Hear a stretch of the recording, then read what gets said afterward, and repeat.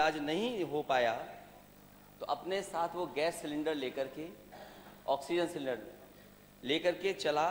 उसे लगा कि लखनऊ में आकर के उसके बच्चे का इलाज हो जाएगा। वो गरीब लखनऊ में भी आया, अस्पतालों में जाने के बाद भी उसे इलाज नहीं मिल पाया और किसी दलाल के माध्यम से उसे प्राइवेट अस्पताल में जाना पड़ा। और अब जानकारी मिली है कि बच्चे को भर्ती को लेकर के मानव अधिकार ने नोटिस दिया है सरकार को और उस इंस्टीट्यूशन को कि आखिरकार बच्चे का इलाज क्यों नहीं हो पा रहा है और उसको भर्ती क्यों नहीं किया गया, ऑक्सीजन क्यों नहीं मिल पाई। ये तो एक घटना है, लेकिन अगर हम घटनाओं को जाएं और घटनाओं के बारे में जानकारी करें, यहां माननीय सदस्य ग्रामीण क्षेत्र से सब आते हैं। अगर एम्बुलेंस के लिए फोन किया जाए तो आज स्थिति ये पैदा हो गई है कि एम्बुलेंस समय पर नहीं पहुंच पा रही। और अगर ग्रामीण क्षेत्र से कहीं से फोन आया होगा 108 एम्बुलेंस के लिए तो वो एम्बुलेंस नहीं पहुंची है। और कई बार ये जानकारी मिली है, वो अखबारों में भी छपा है, टीवी में चला है, न्यूज में आई है बातें। एम्बुलेंस तब मिली है जब कुछ उस पर पैसा वसूल लिया गया है और अगर मरीज पैसा नहीं दे पाया है तो उसको वहीं उतार दिया गया। ये 108 सुविधा और 102 सुविधा इसलिए उत्तर प्रदेश में चलाई गई थी और समाजवादी सरकार में शुरू की गई थी कि कम से कम ग्रामीण क्षेत्र में जो लोग दूर दराज में हैं और गरीब हैं, उनके पास इंतजाम नहीं अस्पताल पहुंचने का, वो फोन मिलाएं, जल्दी से जल्दी एम्बुलेंस आए और वो अपने इलाज करा सकें। पहले तो एम्बुलेंस नहीं आ रही है, एम्बुलेंस अगर आ भी जाए तो अस्पताल पहुंच करके इलाज नहीं है वहां पर, क्योंकि पर्याप्त डॉक्टर नहीं है। डॉक्टर किस समय आएंगे ये भी जानकारी नहीं है। अगर इलाज के लिए डॉक्टर मिल गए, पर्चा बन गया, देख लिया डॉक्टर ने, तो जांच के लिए कहां जाए और बिना जांच के क्या इलाज होगा। अगर उसकी जांच नहीं होगी तो इलाज क्या होगा। एक्सरे के लिए, जांचों के लिए कोई इंतजाम नहीं सरकार के पास। और फिर दवाई का जहां संकट है, बड़े पैमाने पर संकट है। और इधर जो खबरें आई हैं अखबारों की, मैं जिक्र नहीं करना चाहता हूं, लेकिन फिर भी जो जानकारियां मिली हैं, हमारे लोग मौके पर पहुंचे हैं। अगर परिवार का सदस्य को इलाज नहीं मिल पाया, मृत्यु हो गई, तो कई ऐसी सूचनाएं हैं जहां पर मोटरसाइकिल पर, अपने कंधों पर अपने परिवार के सदस्य को गांव तक लेकर के गए हैं। सरकार क्या व्यवस्था नहीं कर सकती लाश को ले जाने के लिए। और अगर अस्पताल में मरीज आ रहा है तो स्ट्रेचर नहीं है, सबसे बेसिक चीज एम्बुलेंस, फिर अस्पताल पहुंच करके स्ट्रेचर्स, और किस विभाग में जाकर के इलाज हो वो, और उसके बाद जांचें। इस सरकार ने, जो अपने आप को दावा करती कि डबल इंजन की सरकार है, और पता नहीं कहां से सीख करके आए कि विश्व में सबसे अच्छी योजना यही चलाते हैं, विश्व में सबसे ज्यादा पहचान इन्होंने ही बनाई है। अभी इसी सदन में माननीय मंत्री जी कह रहे थे कि विश्व की सबसे बड़ी योजना पानी की उत्तर प्रदेश में चल रही है या देश में चल रही है, सबसे बड़ी योजना है विश्व की। और विश्व की क्यों नहीं होगी। विश्व के यहां पाइप वाटर सप्लाई कब शुरू हो गया था, किस जमाने में पाइप वाटर सप्लाई था, और हर योजना इनकी विश्व वाली है। कोरोना के बाद और कोरोना के समय पर जो देखा है लोगों ने, आज भी भूला नहीं जा सकता। सरकारी अस्पताल जाने के बाद जो दुर्दशा कोरोना में हुई, हम अपने अस्पतालों को नहीं सुधार पाए। आप किसी अस्पताल में चले जाइए, पीएससी, सीएससी, जिला अस्पताल, मेडिकल कॉलेज, सब में हाथ खड़े कर दिए डॉक्टरों ने। मैं खुद मौके पर गया हूं जिस समय कन्नौज का मेडिकल कॉलेज बन रहा था। मैंने कोशिश की कि सबसे बेहतरीन मेडिकल कॉलेज बने। वहां 2 विभाग, मैं खुद आंखों से गया, मैंने कहा देखूं वे विभाग शुरू हो गए कि नहीं शुरू हो गए। जैसे ही मैं विभागों की तरफ बढ़ा तो मैंने कुत्ते ही कुत्ते देखे वहां पर, एक दो नहीं 10-12 कुत्ते घूम रहे हैं। कार्डियोलॉजी डिपार्टमेंट में ताला है, आपके कैंसर डिपार्टमेंट में ताला है, दोनों में ताला है, दवाई है नहीं, मशीनें नहीं है। और जो इंस्टीट्यूशंस हमारी खड़ी की गई, पुरानी सरकारों ने भी बहुत कोशिश करके जो इंस्टीट्यूशंस खड़ी की हैं, अगर हम सबसे प्रीमियम इंस्टीट्यूशन को अपना माने पीजीआई, आप किसी विभाग में किसी डॉक्टर से पूछ लीजिए, जिन मशीनों में जिस लैबों में आपको काम करने का मौका मिल रहा है, क्या वो मशीनें ऑब्सलीट हो गई हैं कि नहीं हो गई हैं? ये सरकार बताए कि इन्होंने मशीनें कितनी खरीद करके डॉक्टर्स को दे दी। ठेले पे जा रहा है मरीज, ऑटो में जा रहा है मरीज, बैलगाड़ी में मरीज जा रहा है, आपकी एम्बुलेंस कहां है? और कंधे पे लाश जाना, मोटरसाइकिल पे लाश जाना, ये कहां की तस्वीरें हैं? ये विश्व तस्वीरें देखेगा तो कहां जाएंगे आप? जिस दिन गोंडा की घटना, ये कस्टोडियल डेथ की हुई थी, ये नवाबगंज थाने की जिस दिन घटना हुई है, उसी दिन गोंडा में एक नर्स ने, एक गर्भवती मां जिसने बच्चे को जन्म दिया, बोतल चढ़ रही थी, गलत इंजेक्शन लगा दिया, उस मां की उसी समय जान चली गई। क्या मेडिकल नेग्लिजेंस की वजह से जानें नहीं जा रही? क्या मेडिकल नेग्लिजेंस की वजह से लोगों की किडनियां नहीं खराब हो रही हैं? ये सरकार जो दावा करती है कि झोला छाप जो डॉक्टर हैं, झोला छाप डॉक्टरों की नहीं दवाई चलने देंगे। ये खुद माननीय मंत्री बन गए हैं छापामार मंत्री। इनके छापों का असर क्या है? इनके छापों का असर क्या है? एक बच्चे को, एक मां जो एक गोंडा के अस्पताल में एडमिट थी, जाने कहां से जानवर आया, किसके कारण उसको नोच लिया गया, जिससे जान चली गई। जब पत्रकारों ने हंगामा किया, शोर किया, सवाल पूछा, इनके पास, माननीय मंत्री जी के पास जवाब नहीं था। पता नहीं कान में क्या कह दिया, कान में कुछ कह दिया। ये कान वाला इलाज क्या है आपका कि पत्रकारों ने उसके बाद सवाल नहीं पूछा आपसे? ये कान वाला इलाज क्या किया आपने? और जहां जहां छापे मारे हैं, आपके जाने के बाद क्या तस्वीर बदल गई है, कभी माननीय मंत्री जी ने सोचा है? एक जानकारी मुझे मिली, मैंने एक सीएससी की तस्वीर लगा दी और कहा कि देखिए एम्बुलेंस बंद पड़ी है, पानी भरा हुआ है, डॉक्टर है नहीं, मरीज इंतजार कर रहे हैं, डॉक्टर आए नहीं है, दवा नहीं है। क्योंकि माननीय मंत्री जी डिजिटली बहुत स्मार्ट बन रहे हैं आजकल। उन्होंने तुरंत अपने अधिकारियों को खड़खड़ाया होगा, वहां के अधिकारी गए, पूरा का पूरा सफाई कर दी और तस्वीर लगा दी इन्होंने कि मैं, जो पूर्व मुख्यमंत्री, वो झूठ बोल रहे हैं, सत्य नहीं बोल रहे हैं। लेकिन मैं धन्यवाद देना चाहता हूं, भारतीय जनता पार्टी का ही वो चैनल है, उसने माननीय मंत्री जी की पोल खोल दी। हमारी तरफ से कोई असत्य बात नहीं थी। अगर कोई सच छिपा रहा था तो सरकार सच छिपा रही थी। और फिर मैं माननीय मंत्री जी से कहूंगा, जितने काम उस सीएससी में, क्या आपकी सफाई से वहां लिफ्ट चल गई थी क्या? और जो काउंसिल, जो नेशनल मेडिकल काउंसिल है, उसके मानक हैं, उसका एक अपना प्रोसीजर है। ये सरकार दावा कर रही है कि हमने मेडिकल कॉलेज बहुत बना दिए। आजादी के बाद जितने मेडिकल कॉलेज बनाए सबकी सूची जारी कर देते हैं ये लोग।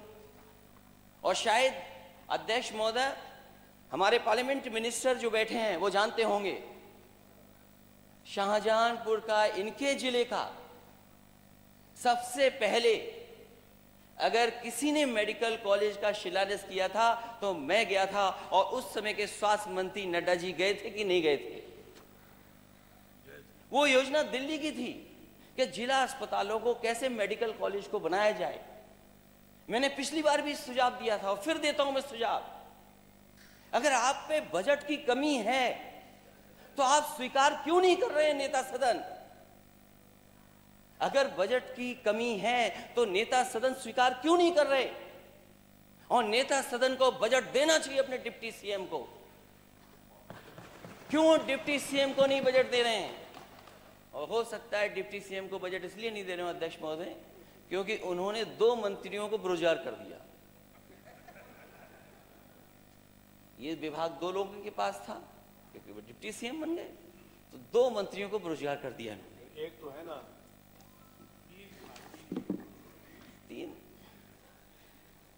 2 बेरोजगार हो गए ना। जो नहीं समझ पा रहा है, वो जिसके दिल पे कुछ गुजर रहा होगा वही जान रहा होगा कि 2 चले गए। और ये सरकार जो निजीकरण का रास्ता अपना रही है, ये स्मोक स्क्रीन है कि हम विश्व से सबसे अच्छी फैसिलिटी दे रहे हैं, लेकिन सच्चाई ये है कि ये हमारी संस्थाओं को बंद करना चाहते हैं, ये हॉस्पिटल भी बंद करना चाहते हैं, ये सब प्राइवेट हाथों में देना चाहते हैं। रेलवे दे दिया, अभी लॉजिस्टिक्स के नाम पर रेलवे की जमीनें दे दी, पहले 5 साल के लिए दी, फिर 30 साल के लिए दे दी, 35 साल हो गए। आप अध्यक्ष जी खुद हैं कानपुर इतने बड़े महानगर के, आप अध्यक्ष जी डेली खबर सुनते होंगे हैलट अस्पताल का हाल क्या है, और माननीय सदस्य यहां जीत करके आए, बताइए हैलट अस्पताल क्या हाल है। कोई भी जिले अस्पताल में एडमिशन नहीं हो रहा, मरीज का रेफर कर देते हैं, यहां चलाया तो नहीं आगे बढ़ा देते हैं। मैं नेता सदन के माध्यम से माननीय मंत्री से जानना चाहता हूं, जो इमरजेंसी में आते हैं मरीज, उनको कितना भर्ती कर देते हैं आप, कितनों को इलाज मिल जाता है।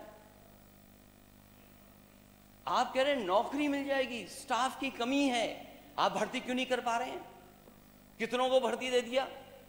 और इनका सीधा सीधा है, जो बाबा साहब भीमराव अम्बेडकर जी ने दिया हमें संविधान में, हमें हक और सम्मान दिया, उसको छीनने की तैयारी। आउटसोर्स, ये नया नौकरी देने का तरीका है आउटसोर्स, ये आउटसोर्स पे रख रहे हैं। और आउटसोर्स पे कितना रख रहे हैं, सरकारी अस्पताल बंद हो जाएं, प्राइवेट फूल जाएं, बड़े हो जाएं। वो तो हमें खुशी इस बात की कि समाजवादियों ने मेदांता अस्पताल बना दिया। अस्पताल में जाते हैं तो लगता है कि अस्पताल है कुछ। और अध्यक्ष महोदय, जिस समय वो शिलान्यास हो रहा था, उस समय उसी अस्पताल के सबसे बड़े मालिक से मैंने कहा कि हम समाजवादी लोग कम से कम ऐसे अस्पताल बनाएंगे जो आपके मेदांता के बराबर लगें। वो इंफ्रास्ट्रक्चर बनना चाहिए। अगर आप विश्व में कंपटीशन दिखाना चाहते हो तो आखिरकार वो इंफ्रास्ट्रक्चर क्यों नहीं बना पा रहे हो आप। हमें कोई शिकायत नहीं है, आप सम्मान के लिए प्रतिमा लगा दें, मान्य काशीराज वो कल्याण सिंह जी की आपने लगाई, हमें कोई शिकायत नहीं उस पर। लेकिन हम ये चाहते हैं कि कैंसर इंस्टीट्यूट के लिए आप पर्याप्त धन बजट देंगे कि नहीं देंगे, हमें कोई शिकायत नहीं है। 5 साल आपने इंतजार कराया और इंतजार कराएंगे आप। जो इस प्रदेश के सबसे बड़े नेता, उनके नाम पर यूनिवर्सिटी बननी थी, प्रधानमंत्री जी ने लोक भवन के सामने उद्घाटन किया, शिलान्यास किया उसका, 5 साल समय निकाल दिया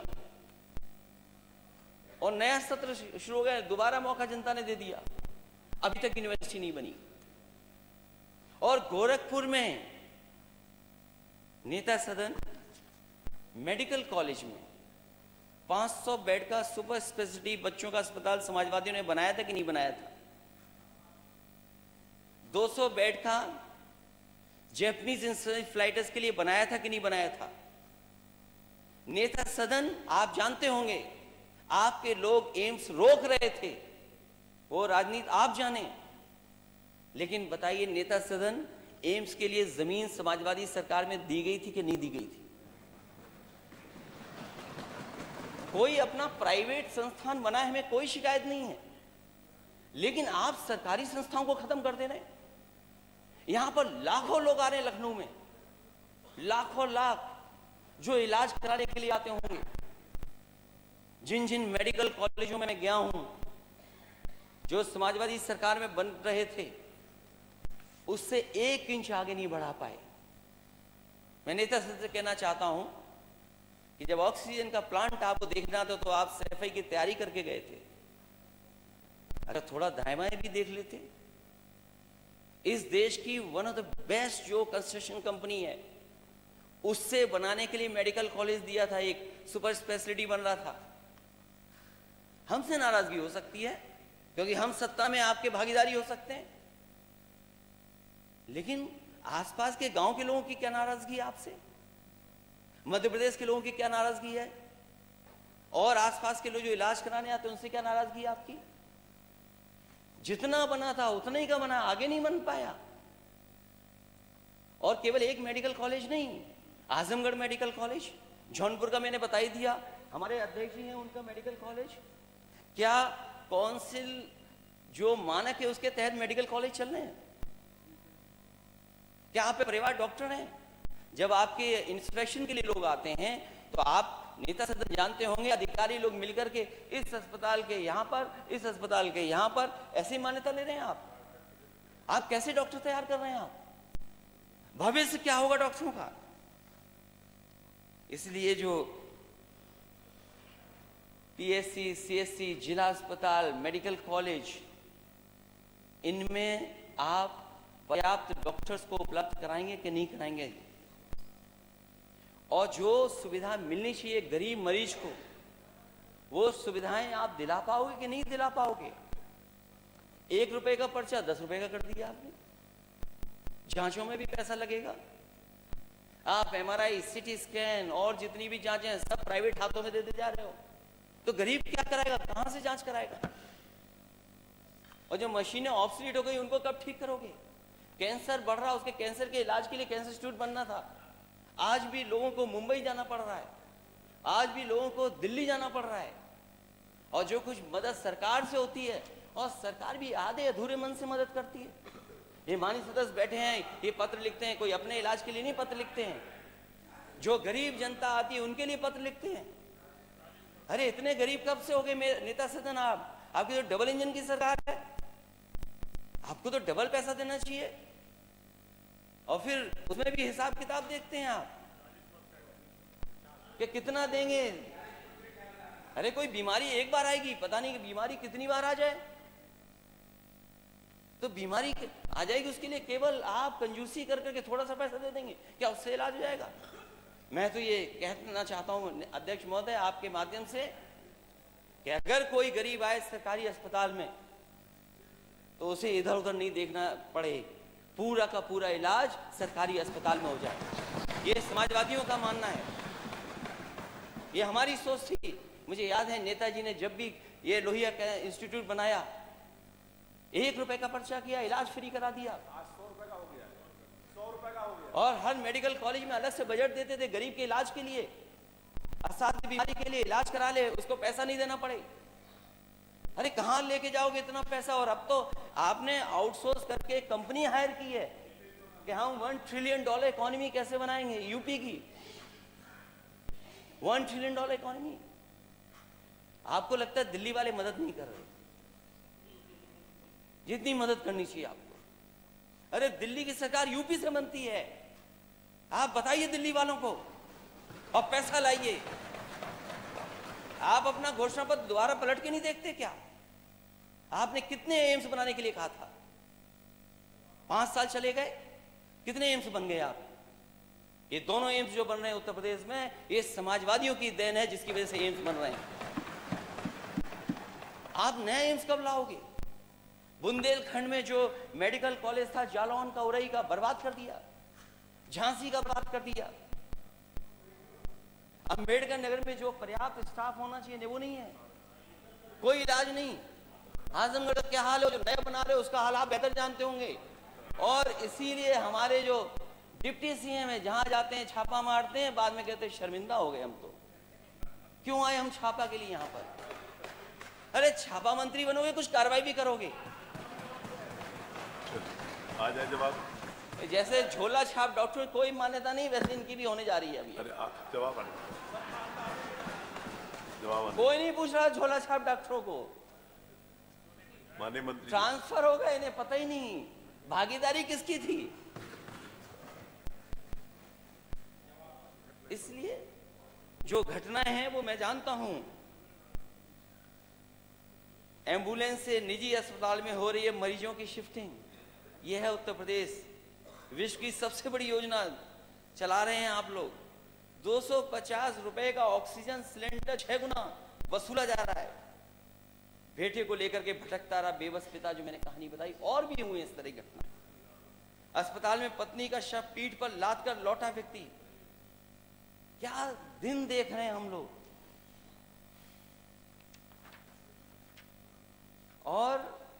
प्रसव के दौरान जच्चा बच्चा दोनों की मौत। क्या दवा दे रहे हैं, क्या इलाज कर रहे हैं? क्या हमारी नर्सेज जो है वो ट्रेंड है? क्या हमारा जो पैरामेडिकल स्टाफ है वो वेल ट्रेंड है? क्या हम उसके लिए विशेष ट्रेनिंग की योजना चला रहे हैं? साइबर क्राइम के लिए बता रहे थे अभी पार्लियामेंट्री मिनिस्टर चले गए कहीं, कि जैसे हम SLR चलाना सिखाते हैं वैसे हम साइबर क्राइम में सिखा रहे हैं। यहाँ SLR बोला था, असला बोला था, चलो मुझे सुनने में गलती होगी, हेडफोन नहीं लगाया था मैंने। तो साइबर क्राइम और असले में फर्क ही नहीं जानते हमारे लोग।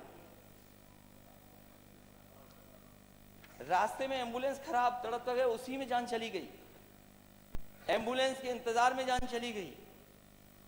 ये आ गया विषय, आ गया। अध्यक्ष महोदय, मैं चाहता हूं कि सरकार कम से कम इस विभाग को तो बेहतर करे, और जब मौका मिला है आपको, डबल इंजन की सरकार कहते हैं आप, दावा करते हैं कि बजट में कोई कमी नहीं है, आप बजट पर्याप्त दीजिए। आपके डॉक्टर, आपके लोग दूसरे प्राइवेट में नहीं भागेंगे। प्राइवेट में व्यवस्थाएं बेहतर हैं, उन्हें सुविधाएं अच्छी हैं, इसलिए जानबूझ करके सरकार सरकारी अस्पतालों को बर्बाद कर रही, जिससे कि अच्छे अच्छे डॉक्टर हमारे चले जाएं। जो सुविधा PGI को मिलती थी वही सुविधाएं KGMU को दी, वही लोहिया को दी। नेता सदन गोरखपुर में कब उन डॉक्टर और नर्सों सबको मिलेगी, या पूरे प्रदेश के डॉक्टरों को या उन मेडिकल कॉलेजों को वो सुविधा कब मिलेगी? आज बता। इसलिए अध्यक्ष महोदय और अध्यक्ष महोदय, मुझे उम्मीद है कि 108 व्यवस्था में सुधार लाएंगे। अगर बजट की कमी हो तो शर्मिंदा ना हो, नेता सदन के पास जाएं, कुछ समझाएं, मनाएं, शायद बजट आपको मिल जाए। बहुत बहुत धन्यवाद अध्यक्ष महोदय। और मैं चाहता हूं कि माननीय मुख्यमंत्री जी, और अभी एक चर्चा, अभी तो सदन बहुत छोटा है, लेकिन फिर भी अगर इतना महत्वपूर्ण विभाग है, क्योंकि जीवन से जुड़ा है। अब जवाब माननीय मुख्यमंत्री, मैं अध्यक्ष महोदय चाहूंगा कि इस पे चर्चा हो जाए सदन में। मुख्यमंत्री। अध्यक्ष जी,